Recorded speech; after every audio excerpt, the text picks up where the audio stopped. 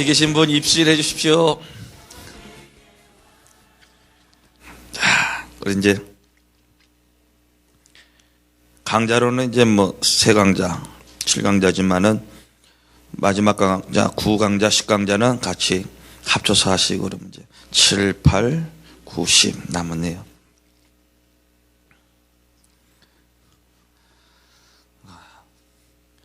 확실히 1강좌 시작했을 때보다는 지금 강의를 들으니까는 많이 이렇게 정립이 되시죠? 아, 참. 이 시대에 딱 이렇게 준비된 목사님, 정 목사님 통해서 이렇게 좀 가까이 지냈지만은 이렇게 준비된 분인지는 사실 깜짝 놀랐어요. 아, 참 좋다. 자, 우리 이제 차도 드시고 그랬으니까 자, 한번 스트레칭 한번 하십시오.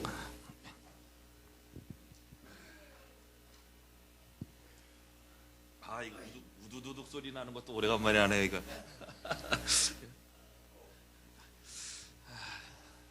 좀 뒤에 계신 분이 좀 두둥겨 주십시오, 좀.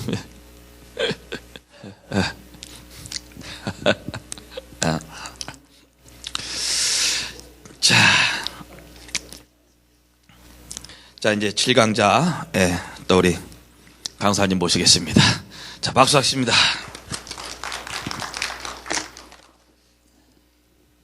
칠광자 60분 기도하겠습니다. 하나님 감사합니다.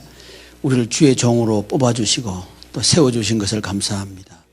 때로는 힘겨웠지만 주님이 주시는 은혜로 말미암아 여기까지 온 것을 감사합니다. 바라고 원하는 것은 주님의 손에 붙잡힌 바 된 주님의 증인되게 하여 주시고 고백되게 하여 주시옵소서. 우리 주님 예수님의 이름으로 기도드리옵나이다. 아멘. 이번 타임은 가정에 대한 비전입니다. 지난 시간에는 교회 천국에 대한 어떻게 하면 교회 천국이 될까 하는 고민들을 우리가 좀 나눴는데요.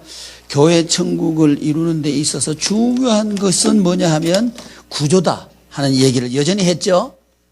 교회가 구조적으로 하나가 되지 않으면 천국이 안 된다 하는 얘기죠.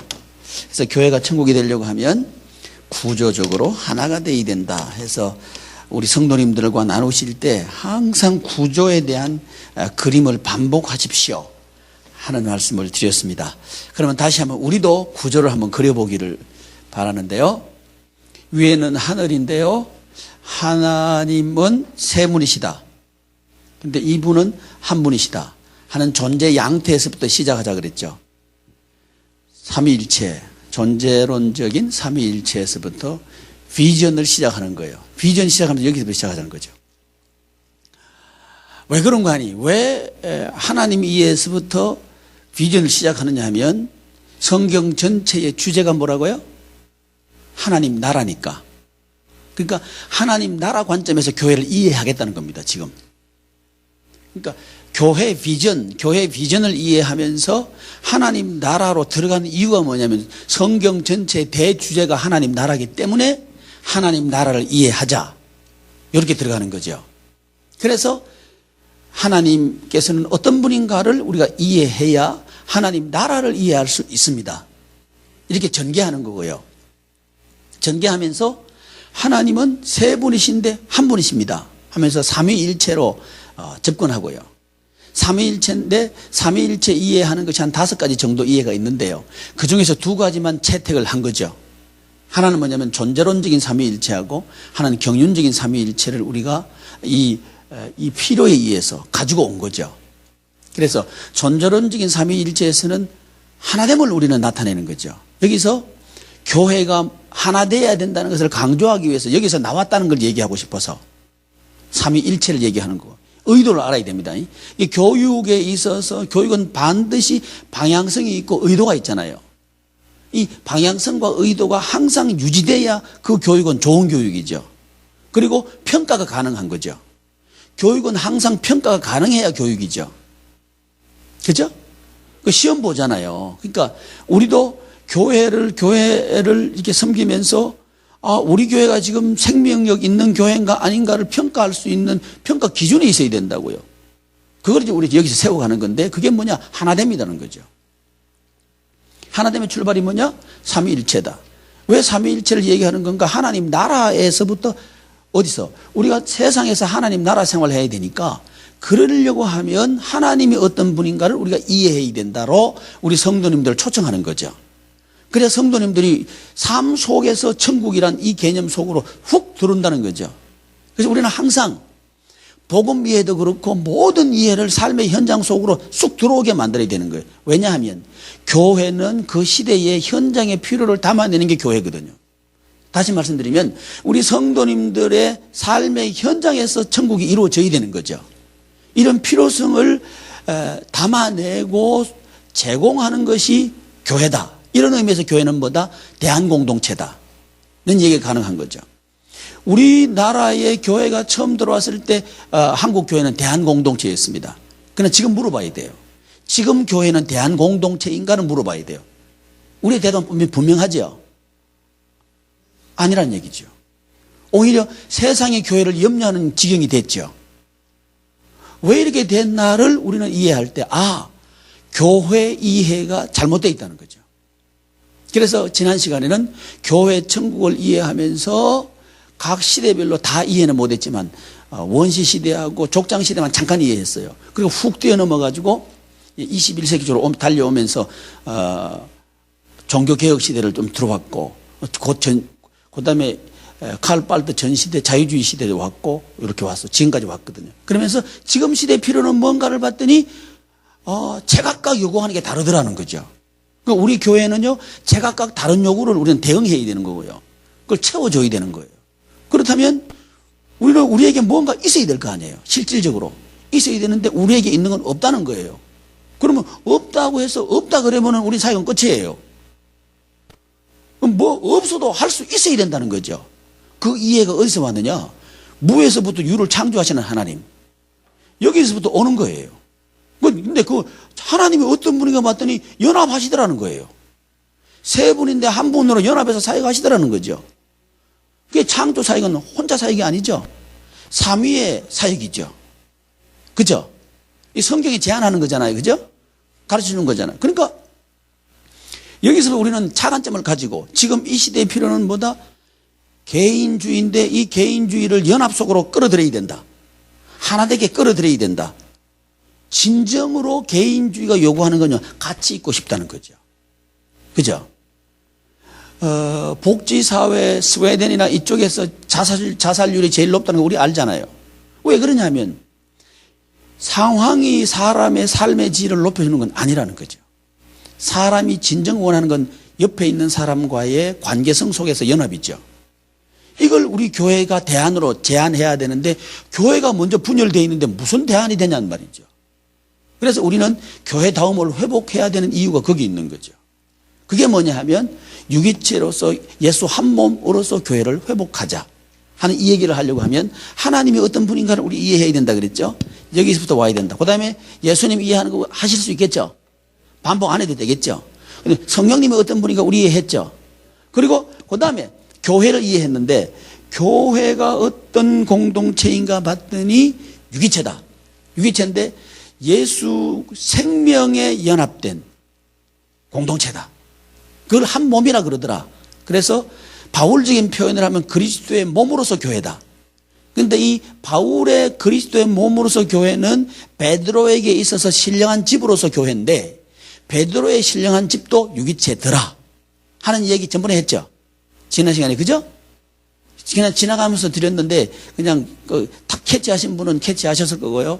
놓친 분은 지금 알으시면 됩니다. 똑같은 이해라는 거예요. 사도시대 교회 이해는 유기체라는 거죠. 한 그리스도의 몸으로서 교회 이해라는 거죠. 유기체. 이게 사도시대 교회 이해예요. 그러면서 쭉 넘어와서 이제 그러면 오늘은 지금은 이제 가정 얘기할 텐데 가정. 자, 교회가 그 시대의 필요를 극복하고 수용하고 대안으로서 제안하는 모습을 가지고 이 실제하는 교회가 탄생했다. 그렇다면 가정을 이해할 때 이 가정도 지금 이 시대의 가정의 필요를 담아내야 되겠죠. 이걸 우리가 교회에서 제안해야 되겠죠. 그래야 교회다운 교회가 되는 거죠. 교회다운 교회가 뭔지를 우리가 알아야 되는데 그건 뭐냐? 대안을 제시할 수 있는 공동체가 그게 교회라는 거죠. 근데 대안도 제시 못하면서 교회다운 교회를 얘기한다면 웃기는 거죠. 그렇죠? 근데 교회다운 교회가 뭔지도 모르면서 교회다운 교회를 얘기하고 있다는 거예요. 그러면 지금 가정이 처해 있는 우리 성도님들이 처해 있는 가정 이해를 우리는 분명히 해야 되죠. 그건 뭐냐 하면 우리가 잘 아는 대로 얼마 전까지만 해도 우리나라의 가정들은 핵가족이라 그랬죠. 그죠? 핵가족 시대. 둘 만난 잘 기르자. 그래가지고 핵가족 그랬잖아요. 그죠? 근데 지금은 우리 성도님들의 가정이 핵가족이에요. 그 다음에 어디까지 진행한 거예요? 분열 가정입니다. 지금은 핵가족 아니에요. 분열 가정입니다. 그래서 1인 가구가 굉장히 많아요. 1인 가구. 그래서 뭐 직장 때문에 부산 있고 서울 있고 뭐 학교 때문에 미국 있고 한국 있고 이게 아주 보편화됐어요. 뭐 당연시해요. 옛날에는 오 그렇게 어떻게 살아 그런데 요즘은 당연히 그렇게 살지 뭐 이렇게 간 거예요. 이 분열 가정이거든요. 기러기는 옛날 기러기고요. 기러기는 옛날 기러기 요즘 기러기 병을 옮긴대요. 기러기 네. 뭐 독감인가 그래서 기러기 그 옛날 얘기죠. 그죠? 이미 지금 어디까지 왔냐? 분열 가정으로 왔다는 거예요. 가정은 가정인데 가정 아니다는 얘기죠. 분열되어 있는 거예요. 그러니까 같은 둥지 안에 있지만 딴 생각하는 둥지 그런 거죠.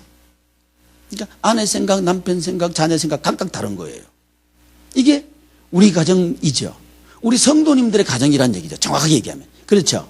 그렇다면 이 성도님들의 현장인 가정을 우리가 그런 현실을 담아내고 극복해내고 대안을 제시해야 교회다운 교회죠. 이게 정확하게 파악이 돼야 된다는 거죠. 얼마 전에 작년이죠. 작년에 서울대학하고 저 외국에 있는 그 스웨덴인가 어디에 있는 그 대학하고 세 가지 그 기관에서 연합으로 조사했어요. OECD 국가 중에서 OECD 국가가 아니고 9개 나라를 뽑았어요. 뽑아가지고 그 어린이들 만족도를 조사해서 생활의 만족도를 조사했는데 뭐 알제리도 있고 뭐 다 있어요. 근데 우리나라가 아이들 삶의 질에서 몇 등 했냐면요. 9개 나라 중에서 8등 했어요.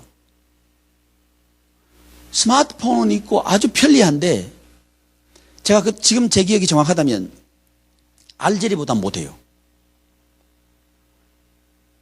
제일 삶의 질이 만족도가 높은 데가 어디더라? 스웨덴인가? 이게 제가 죄송합니다. 정확한 데이터를 나중에 기억나면 그 신문에 난 거예요. 그 서재가 찾아보고 있으면 제가 말씀드릴게요. 그 나라인데 그 아이들이 왜 네가 만족하냐 물어봤더니 할아버지, 할머니, 아버지, 어머니 같이 사니까 행복해요. 이렇게 대답하는 거예요. 확대가족 말이죠. 확대가족. 우리가 얘기했던 옛날의 확대가족. 확대가족이기 때문에 행복합니다. 그 얘기하는 거예요. 우리는요. 할아버지, 할머니, 어머니, 아버지, 손자, 손녀 같이 산다면 미개인 그러잖아요. 그죠? 아직도 그런 사람이 있어 그러죠? 그러니까 이 구조 속에서 그 신문은 안 믿는 사람들이 칼럼 쓴 거예요. 데이터 조사한 거예요. 국민일보가 아니고 조선일보에서 나온 거예요. 안 믿는 사람 조사한 거예요.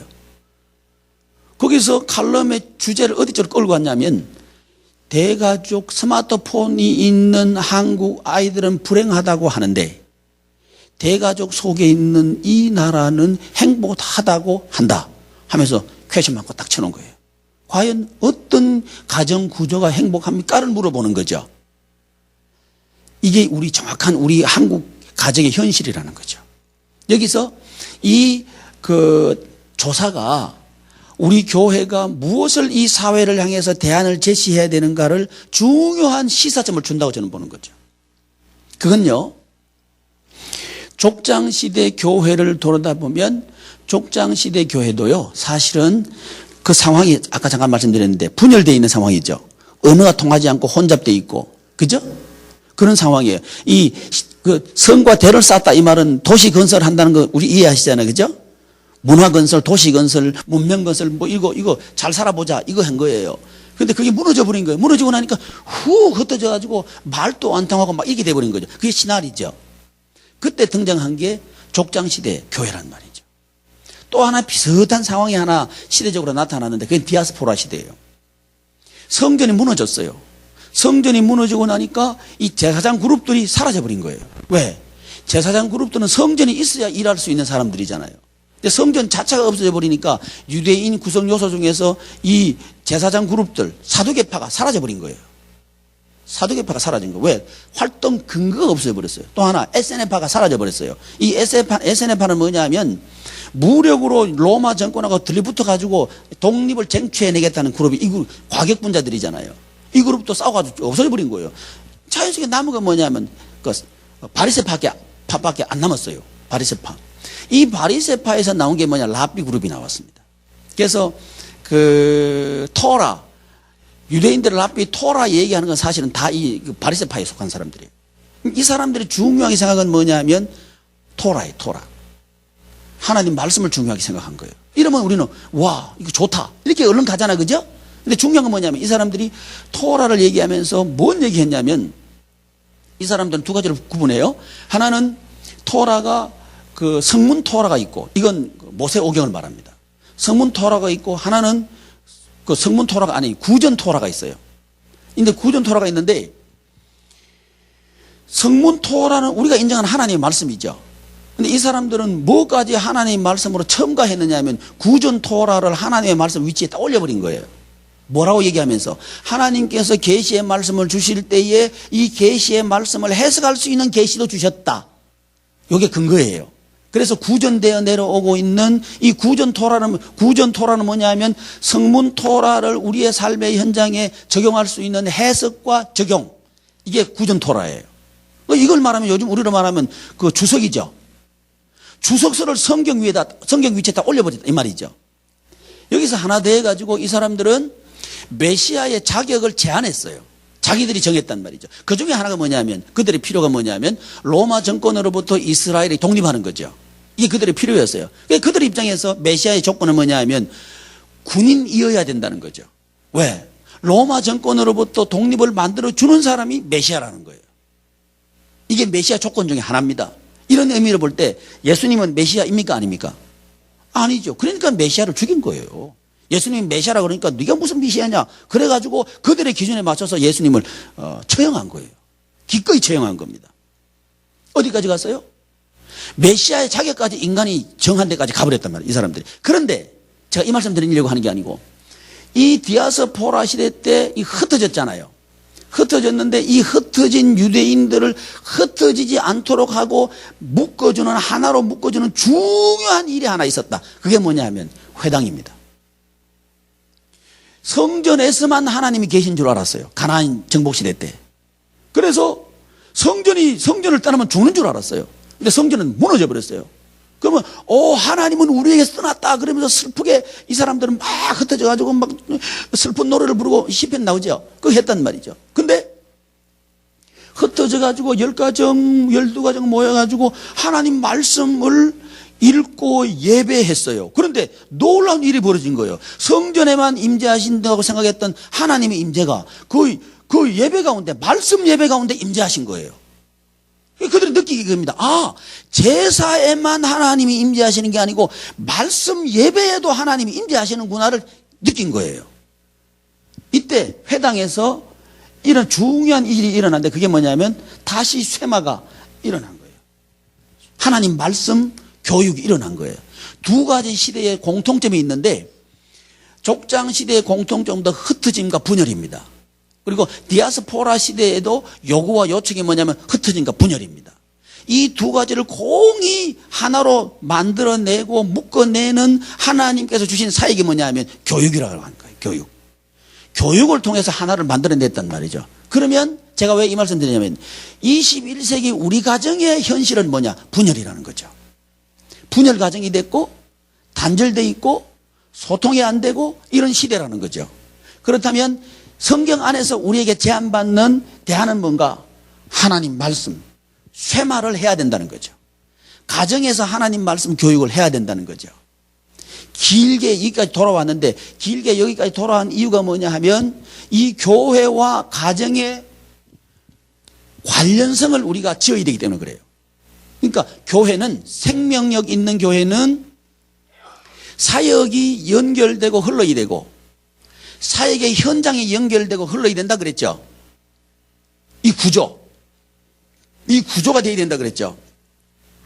이 구조가 되려고 하면 우리 가정의 현장의 필요와 요구가 뭐라고요? 분열과 단절을 연결해 달라는 거죠. 자녀와 부모의 분열되고 단절된 것을 연결해 달라는 거죠. 누구한테? 교회한테. 이걸 요구하는 거예요. 근데 지금 교회 현실은 뭐예요?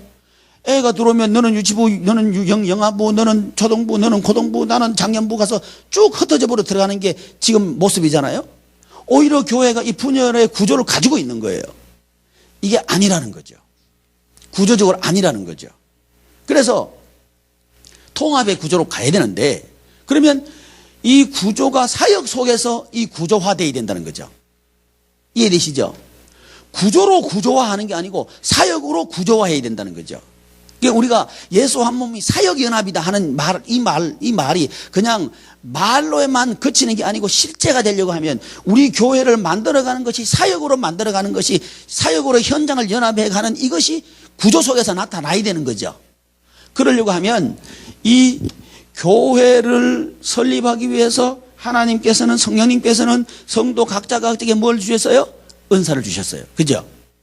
은사를 주셔서 교회에게 주님의 사역을 하면 교회가 설립된다 이해하셨죠? 이렇게 교회가 설립된 거 이해하셨죠? 그런데 이 부모를 교육하는 분이 누구냐? 담임 목사님이에요. 반드시 장년 교육은 담임 목사님이 하셔야 됩니다. 부목사님에게 맡기면 안 됩니다. 부목사님의 사람이 되고 맙니다. 교육은 누가 하느냐에 따라서 그 사람의 사람이 됩니다. 귀찮다고 만약에 다른 사람 맡겼다. 그러면 다 맡긴 거예요. 담임 목사님이 다 하기 힘드시다면 사모님에게 하라 하십시오. 사모님에게 맡기시는 거면 돼요. 다 맡기면 안 돼요. 맡길 수 있는 것만 맡기시면 돼요. 그래서 담임 목사님께서 요 부모, 남편, 아내 요 둘이를 가르치는 거예요. 가르치는데 이 남편과 아내가 담임 목사님으로부터 뭘 배우느냐? 하나님의 말씀을 배우는 거예요. 이게 교육이에요. 담임 목사님이 부모를 교육시키는 거예요. 설교를 통해서 교육하시고 교육을 통해서 교육하시고 사역을 통해서 교육하시고 이걸 하시는 거예요. 그럼 이 부모가 이 가정의 지도자죠. 가정의 제사장이죠. 가정의 제사장 위치에 서서 자녀들을 하나님의 말씀으로 가르치는 거죠. 그런데 이 하나님의 말씀을 가르치는데 이 아버지 어머니가 하나님 말씀으로 자녀를 가르치는 그 주제가 뭐냐? 그 교재가 뭐냐? 담임 목사님의 설교여야 된다는 거죠. 그래서 담임 목사님의 설교가 그 주간에 아버지 어머니가 자녀들에게 쇠마하는 내용이 되어야 된다는 거죠. 이래야 담임 목사님과 부모님과 자녀에게는 동일한 영성이 흐르는 거죠. 영적인 공동체가 된다는 거죠. 이렇게 될 때 하나 돼 간다는 거죠. 뭘 통해서? 이 쇠마라고 하는 교육을 통해서 하나 돼 간다는 거죠. 그 왜 하필이면 쇠마를 택했는가? 두 가지 시대를 우리가 이해했죠. 족장 시대의 필요와 디아스포라 시대의 필요를 우리가 이해하면서 지금 이 시대의 필요를 이해해 보니까 지금 이 시대는 분열과 단절을 극복해 달라는 거죠. 이게 가능하려고 하면 성경을 통해서 우리는 제안받는 게 뭐냐? 교육을 하라는 거죠. 교육을 통해서 해라. 그런데 지금 이 시대에 우리 사회도 요구하는 건 뭐냐면 사실은 스펙이 아니죠. 스펙 시대 지나갔죠. 그죠? 나는 무슨 자격증이 있다, 무슨 자격이 있다, 그거 지나갔단 말이죠. 그거 이제 안 보겠다는 거예요. 왜? 그거 비슷하다는 거예요, 이제. 들어와서 하는 거 보니까 그 인간이 돼야 되겠더라는 거죠. 인간이 돼야. 멘탈 교육을 지금 강조하기 시작했죠. 이 멘탈이 길러지는 이것은 동거를 통해서만 길러진다는 거죠. 동거. 이게 동거 구조를 가지고 있는 것은 가정이라는 거죠. 그래서 교육을 하기에, 멘탈 교육을 하기에 가장 유용한 하나님의 기관이, 하나님께서 기관을 주셨는데, 교육 기관을 주셨는데, 그게 가정이라는 거죠. 이 가정에서 이 교육이 가능하도록 하고, 이것이 가장 귀하다는 사실을 우리 성도님들에게 얘기해야 되는 거죠. 이걸 설득해내야 된다는 말이죠. 이래야 교회와 가정은 하나 됩니다. 이 교육이라고 하는 연결고리를 통해서 필요를 공급해 줄 때 가정과 교회는 하나란 말이 이해되기 시작합니다. 이게 우리가 할 일이죠. 이거 하려고 하면 우리 목사님들께서는 주 예수님께서 하신 일을 아버지와 어머니에게 가르쳐야 되죠. 그리고 그걸 하게 해야 되죠. 그게 가정을 살린다는 것이 확실해야 되죠. 이해되십니까? 그러니까 이게 확실하다면 지금 시대는 맞벌이 시대죠. 그죠? 그 목사님들 제가 말씀드리면요. 다 일하러 가버리고 교육시키려고 그러면 사람이 없어요. 그래요. 그 말은 뭐가 안 돼서 그래요? 이 교육이 안 돼서 그래요. 현장의 축복은 남편을 통해서 하나님께 주십니다. 이 말이 이 하나님 나라 원리 속에서 이해되어야 됩니다. 그 설득이 되어야 됩니다. 그리고 공감이 되어야 됩니다. 이 부분이 하나도 끄리낌 없이 우리 속에 들어와 있어야 됩니다. 우리 목사님들 속에 들어와 있어야 됩니다. 시대가 둘이 벌어도 먹고 살기 힘든데요. 욕심되면 먹고 살기 힘들지. 저질러 놓은 게 많잖아요. 그러니까 거기 맞추려고 하니까 힘들잖아요. 그러니까 둘이 나가서 벌어도 모자라잖아요. 모자랄 짓을 해놔야 그런 거예요. 정리하라는 거예요, 저는요.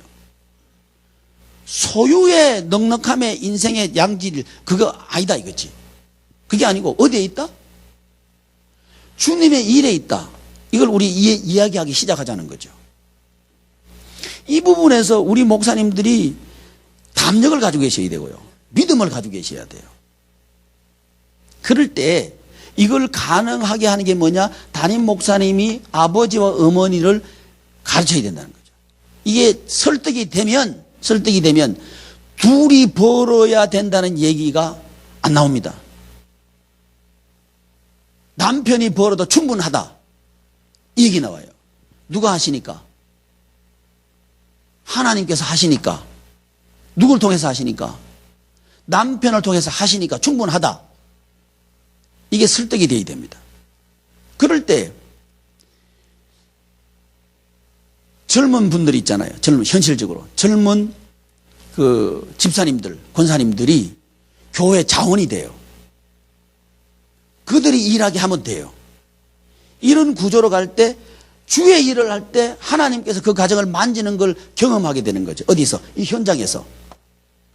그렇게 될 때 되는구나를 경험하게 되면 그 공동체는 맞아.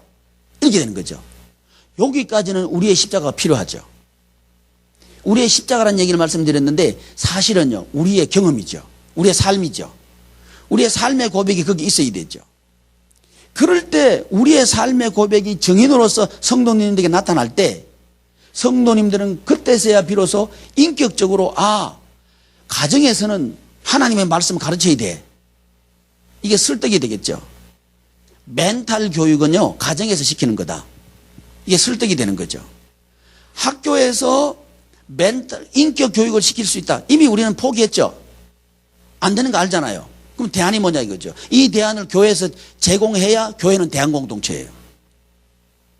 이걸 제시 못한다면 대안공동체 아니에요. 그럼 교회다운 교회가 아니에요.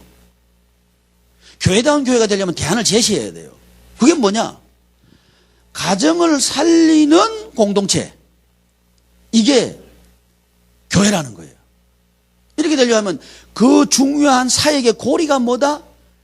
쇠마라고 하는 하나님 말씀 교육이라는 거죠. 교육 사역. 5가지 사역 중에서 몇 번째가 교육이에요? 3번째가 교육이죠. 이 교육 사역을 통해서 가정과 교회를 하나로 연결하는 거예요. 현장을 연결하는 거죠. 이 교육은 2가지 측면에서 우리가 이해를 해야 되는데, 하나는 뭐냐 하면 예수님께서 하신 5가지 사역을 적용하는 것, 첫째. 또 하나는 교회의 구조적인 면에서, 교회 학교 있잖아요. 어떤 분들은 그래요. 이 효율적인 면에서 아이고 주일학교는 돈이 많이 들어가고 이러니까 안 한다 하는 분들이 많아요. 대부분 한 50%가 없는 교회가 그래요. 그렇다면 과연 그게 왜 그런가를 봤더니 교회 이해가 잘못된 거예요. 교회는 지역교회와 가정교회와 개인이 하나로 연결되어 있는 게 교회라는 거예요. 근데 우리는 지금 투자가 많이 된다는 얘기는 무엇만 교회를 이해한 거예요? 지역교회만 교회로 이해한 거예요. 그러니까 그 교회는 단절된 교회예요. 그렇게 됐을 때 그 교회는 건강하지 않고 그 교회는 생명력이 없고 그 교회는 점점 쇠퇴하고 그 교회는 점점 사라져 간다 이거죠. 지금 한국교회 모습이 여기에 와 있다는 거죠. 이걸 극복해내려고 하면 자, 가정마다 그래도 애 하나씩은 다 있잖아요. 그렇죠? 그렇다면 교회학교는 뭔가? 교회학교의 교사는 누군가? 부모가 교사가 되는 거예요. 당연히 부모가 교사가 되어야 됩니다. 저희 교회는 부모가 교사입니다. 자기 애 데리고 가르칩니다. 이래야 처음에 하라 그러니까요. 쑥스러워서 못하겠대. 힘들어서 못하겠대. 왜 힘들어요? 맨날 집에서는 막 욕하고 막 때리고 막 이래다가 그 교회 와가지고 하나님 말씀 그러니까 이 쑥스럽잖아요. 그러니까 힘들대요. 당연히 힘들죠. 결국 뭐 만들려고 그러는 거예요? 가정천국 만들려고 하는 거죠. 교육과 가정천국을 만들려고 하는 것이 연결되어 있다는 거죠. 그래서 부모가 교사가 되어야 된다는 얘기는요. 현실적인 대안을 말씀드리면 멘탈리티를 길러주기 위해서는 부모님이 길러주는 것 외에는 길이 없어요. 이걸 하자는 거고요. 현실적인 그 대안 공동체에서 현실의 필요를 채워주는 가정을 만들어야 된다 할 때 그건 멘탈을 길러주는 거고요. 멘탈을 길러주는 거고. 그 다음에 이 은혜 흐름이라고 하는 이 흐름의 원리 속에서는 현장이 연결되어야 되는 거죠. 현장, 지역교회와 가정교회를 연결시키려고 하면 사역으로서 연결해야 된다는 거죠. 사역으로서 연결하는 그 사역이 뭐냐면 이 교육이라고 하는 거죠. 이렇게 될 때 결국 가정교회를 세우는 것은 어떤 가정을 만들려고 하느냐 하는 목적으로 가는 거죠. 어떤 가정을 만들려고, 어떤 가족 만들려고요? 살아있는 가족 만들려고. 그러면 가족들이 뭐 할 때 살아있어요? 주님께서 하신 사역을 할 때 살아있는 가정이 되는 거죠. 결국 가정은 사역하는 가정 만드는 게 살아있는 교회의 존재 양태 속에서 나온다는 거죠. 그러니까 교회 설립의 모습과 가정 설립의 모습은 같이 있는 거고요. 교회가 기능하는 모습과 가정이 기능하는 모습은 같은 거고요. 교회가 존재하는 이유와 가정이 존재하는 이유가 같아야 그 교회는 건강한 교회라는 거죠. 이게 아니면서 말로만 건강한 교회, 앞만 얘기해봐도 건강한 교회는 안 된다는 거죠. 그래서 이 가정을 살리려고 하면 그러면 존재하는 모습이 양태가 같아야 돼. 누구랑 같아야 돼요? 하나님과 같아야 돼요. 하나님은 어떻게 존재하고 계셔요? 삼위일체로 계시잖아요. 또 교회의 존재 양태와 같아야 돼요. 교회는 어떻게 있어요? 한 몸으로 있죠. 그러면 가정의 천국이 이루어지려고 하면 가정은 어떤 모습으로 있어야 돼요? 한 몸으로 있어야죠. 이게 성경이죠. 그래서 성경은 가정을 얘기할 때 부부는 한 몸으로 있어라. 그러죠. 부모를 떠나 한 몸이 될지라 그랬잖아요. 왜 그래요? 그래야 하나님의 존재 양태와 같은 거예요. 근데 이 부부가 하나 되는 여기에 가만히 있는다고 해서 하나 되는 게 아니고 뭔가 해야 되는 거예요. 그게 뭐야? 서로 도우라는 거죠. 이게 에베소서 6장 쪽에 가보면 가정을 얘기하면서 그리스도께서 교회를 하는 것 같이 니도 해라. 교회하고 가정하고 견주어요. 뭔 얘기입니까? 교회하고 가정하고 깊은 연관성이 있다는 거예요. 관련성이 있다는 거죠. 이 관련성 속에서 하나님의 은혜는 흐른다는 거죠. 어디서부터? 교회를 통해서 가정으로 흐른다는 거죠. 이럴 때 교회의 사역은 누굴 통해서 해요? 담임 목사님 통해서 하죠. 이게 확실하지 않으면 안 됩니다. 이게 자신이 없으면 안 됩니다. 성도님들한테 이게 확실하게 얘기할 수 있어야 됩니다. 그래야 교회는 살아있는 교회가 됩니다. 그래서 담임 목사님을 통해서 교회는 하나님의 은혜가 흘러들어와요. 그러면 담임 목사님으로부터 흘러들어온 이 은혜가 부모에게 흘러들어가고, 부모에게 흘러들어온 이 은혜가 자녀에게 흘러들어가게 하는 구조가 뭐냐? 하나됨이라는 거죠. 왜냐하면 하나님께서 한 분이시고 교회가 하나고, 그리고 가정이 하나 될 때 이 은혜는 흘러서 하나님 나라 생활을 가정에서 한다. 이걸 위해서 하나님께서는 이 세상에 두 가지 은혜 기관을 주셨다고 하잖아요. 하나는 뭐예요? 교회. 하나는 뭐예요? 가정. 이 이해가 이 구조 속에서 이해되어야 됩니다. 그래야 그냥 말로만 가정은 은혜의 기관이다, 이게 아니고 논리적으로 서는 거예요. 이게 먼저 우리 목사님들 이 논리 속에서 이 구조가 서야 된다는 거죠. 이게 서고 난 뒤에라야 그 다음에 이게 사상화되는 거예요. 사상화돼야 그 다음에 행동이 나옵니다. 삶이 나옵니다. 살아가는데 내가 생각해보고 살아가는 거 있나요? 아니요. 우리는 그냥 살아가는 거예요. 연구해보고 살아가시나요? 아니에요. 우리는 그냥 살아가는 거예요. 그런데 사실은 그냥 살아가는 것 같지만 사실은 훈련된 게 나와요. 내면화된 게 나온단 말이죠. 그러므로 우리는 늘 이 구조가 내면화되도록 하는 훈련을 해야 되죠. 그게 뭐예요? 우리 목사님들께서 부모들을 가르치는 게 내면화되는 거예요. 결국 이 예수 한 몸 사역은 누구 만드는 작업이에요? 우리 만드는 작업이에요. 그렇죠? 우리가 만들어지는 거예요. 어떤 사람으로? 하나됨의 사람으로 만들어지는 거예요. 가르치면서 만들어지는 거예요. 그래서 이 하나됨의 구조가 이루어지도록 하는 건 뭐냐? 가만히 있으면 되는 게 아니고 뭔가 해야 된다. 이게 뭐예요? 사역이죠. 이게 뭔가가 뭡니까? 예수님께서 하신 사역을 해야 된다는 거죠. 예수님께서 하신 사역이 몇 가지다? 5가지다. 결론적으로 교회가 살아있으려고 하면 누가 5가지 사역을 해야 돼요? 우리가 해야 되는 거죠. 우리가 이 5가지 사역을 해야 살아있는 생명이 있는 거죠. 근데 이 구조가 우리 속에 있느냐 없느냐를 우리는 먼저 점검해 봐야 되죠. 그럴 때에 우리의 모습이 어디에 나타나냐? 교회 현장에 나타나는 거죠. 우리를 잘 모르면 뭐 보면 금방 알아요? 교회 보면 금방 알죠. 그 아버지 잘 모르면 그 자식 보면 알죠. 그런 거리요 똑같아요. 말투요 똑같아요. 요놈의 자사가 그러면 집에서 요놈의 자사가 잘해. 엄마가 잘하든 아버지가 잘하든 잘해요. 똑같은 말을 하고 똑같은 걸음걸이를 가지고 있어요. 뭔가를 해야 된다는 거죠. 뭔가를 해야 된다. 그게 주님께서 하신 일. 나에게 생명이 있으면 교회에 생명이 있습니다. 우리 교회 생명력이 없다. 그러면 누구한테 없는 거예요? 나한테 없다고 우리는 솔직히 얘기해야 된다고요. 그래야 우리가 고쳐질 수 있죠. 그래야 우리가 행복해지죠. 그래서 결국 이 가정을 어떤 가정 만들려고 하느냐면 사역하는 가정 만들고 싶은 거예요. 왜? 사역해야 살아있으니까. 이게 가정사역의 지향점이라는 거죠. 가정사역의 지향점. 근데 이걸 가능하게 하도록 하는 게 있는데 그건 뭐냐? 이 구조 속에서, 흐름이라고 하는 구조 속에서 일어나더라. 그런데 중요한 거.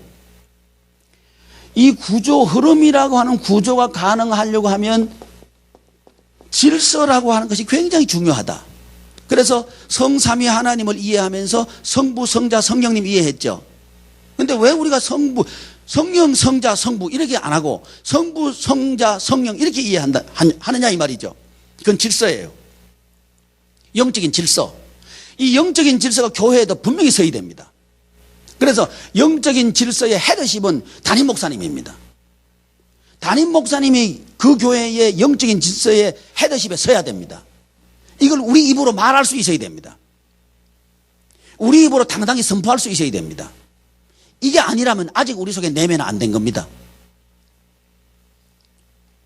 그래서 교회 질서 속으로 그 부모님들이 들어오게 해야 돼요. 교회 영적인 질서 속으로 그 부모님들이 들어오게 해야 됩니다. 그리고 그 질서가 가정 속으로 흘러가게 해야 되는 거예요. 그래서 가정에서 영적인 지도자는 누구냐? 부모다. 이렇게 가는 거예요. 이게 자녀들에게 설득되려고 하면요, 부모가 교회의 영적인 질서에 순복해야 됩니다. 이게 될 때 자녀들은 집에서 아버지 어머니의 영적인 권위에 순복합니다. 교회에서는 영적인 질서에 반대하고 집에 와서는 자기 권위에 복종 안 해요. 아이들 복종 안 합니다. 왜? 교회에서 하던 것이 가정을 흘러 들어옵니다.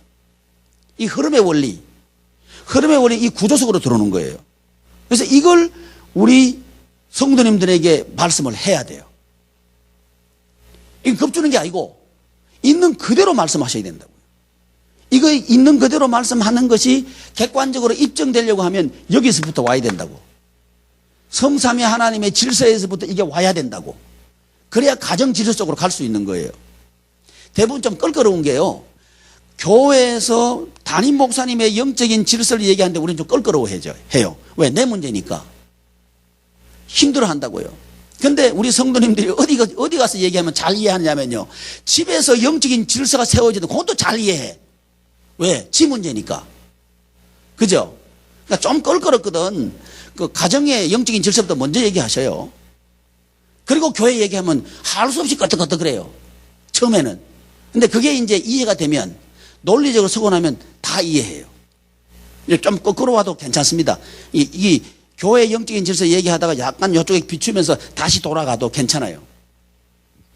그래서 가정을 뭐 하려고 하나님께서 세우게 하셨나 봤더니 사역하도록.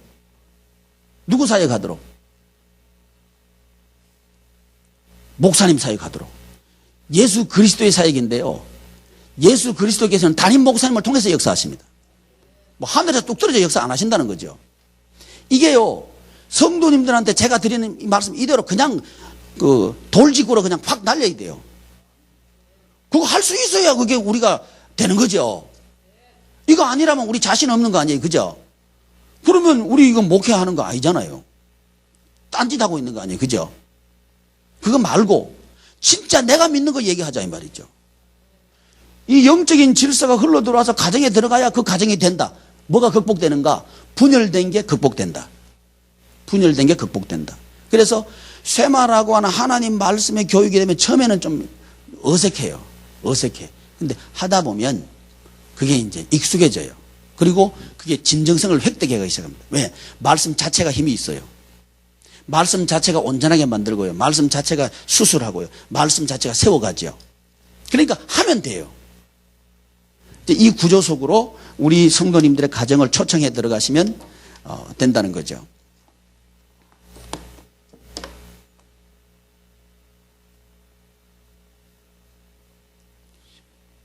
가정의 행복 텍스트 한번 보시길 바랍니다. 110쪽 한번 보십시오. 21세기 가정의 상황과 필요 그랬는데, 우리 가정의 상황과 필요를 말씀드렸죠. 지금 이 시대의 가정의 상황이 어떠다 그랬죠? 예, 말씀해 보십시오. 어떤 여러분 교회 가정들의 상황이 어떻습니까? 분열돼 있고 단절돼 있죠. 이게 상황이라는 거죠. 근데 교회는 이 상황에 대한 대안을 제시하는 게 교회라 그랬죠. 그래서 22번 보면 21세기 가정교회의 필요가 뭔가 하는 이 부분에서 우리 목사님들은 필요가 뭔지를 파악하고 계셔야 되고, 111면 2번 21세기 대안으로서 예수 한 몸 가정교회와 천국의 관련성을 이해해야 된다. 이 부분에서 우리가 왜 가정이 하나 되어야 되는가를 이해해야 되는데, 뭐와 관련해서? 천국 생활과 관련해서 이해해야 된다는 거죠. 왜 하나 되어야 된다고요? 흘러야 되니까. 뭐가 흘러야 되니까? 하나님의 은혜가 흘러야 되니까. 하나님의 은혜가 흐르려고 하면 하나가 되어야 된다고. 이 하나됨은 어디서부터 나왔다고요? 하나님의 하나됨에서부터 나왔다고요.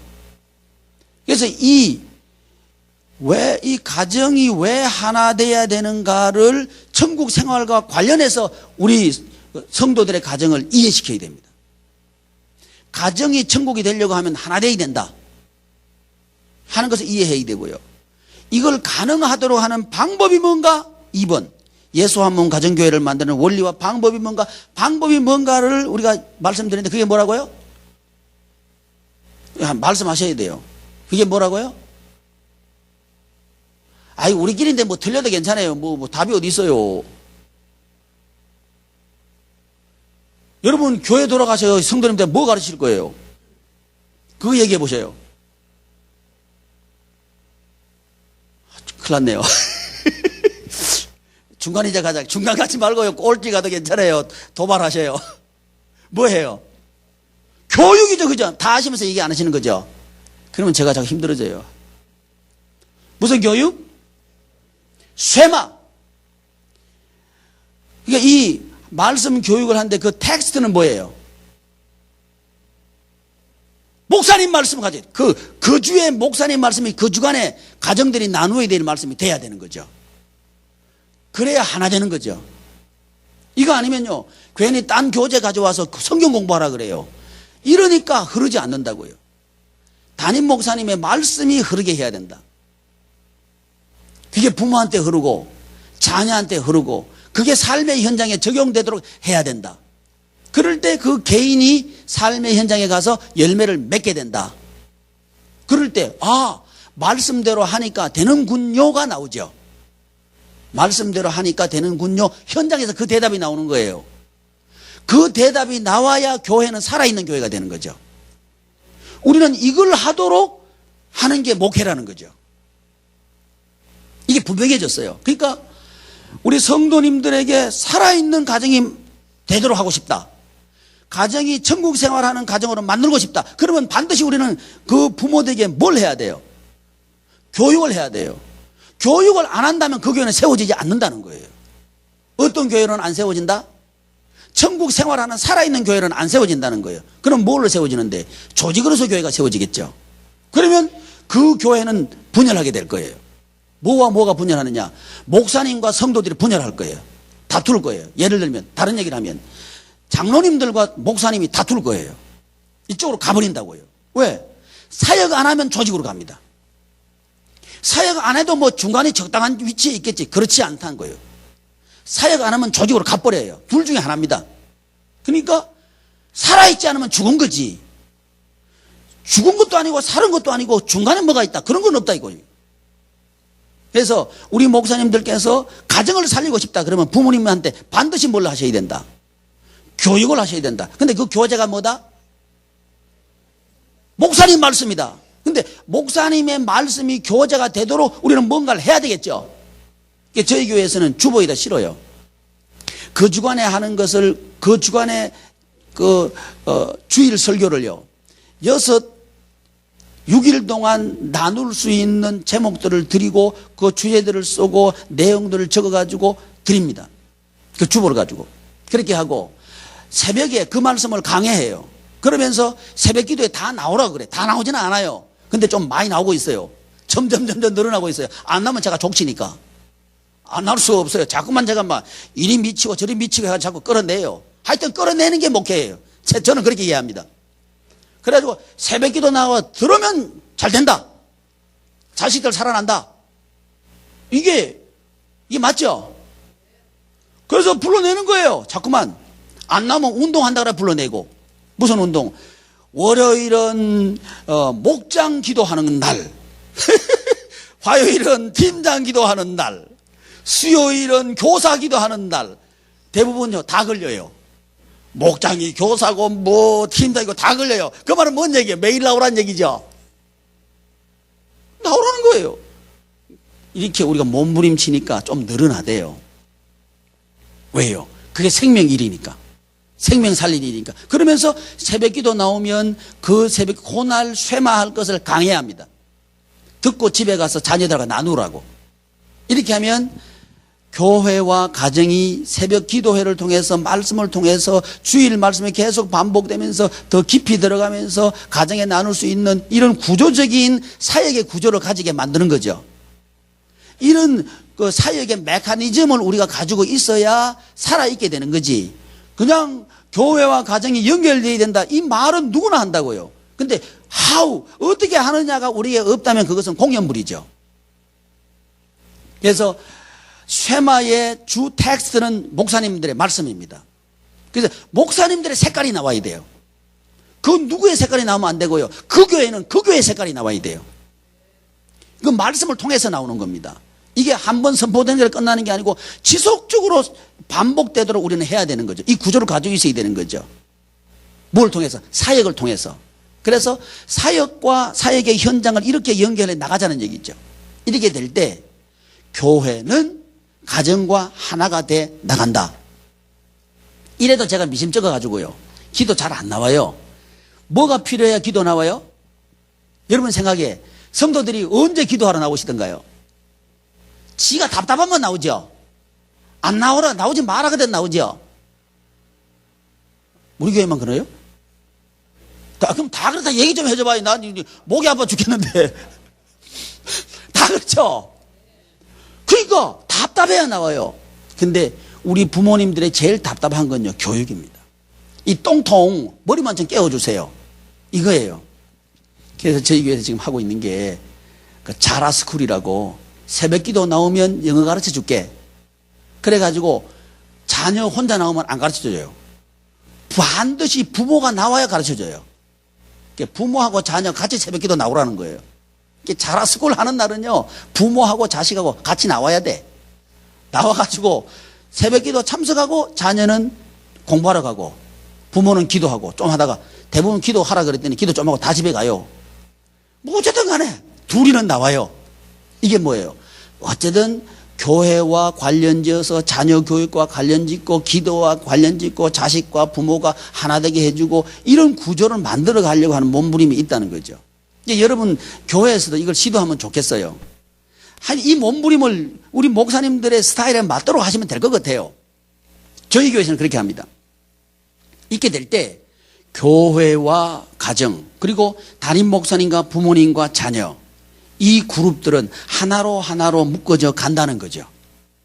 이럴 때 왜 이렇게 하느냐? 하나 만들려고. 목적이 이거예요. 하나 만들려고. 왜?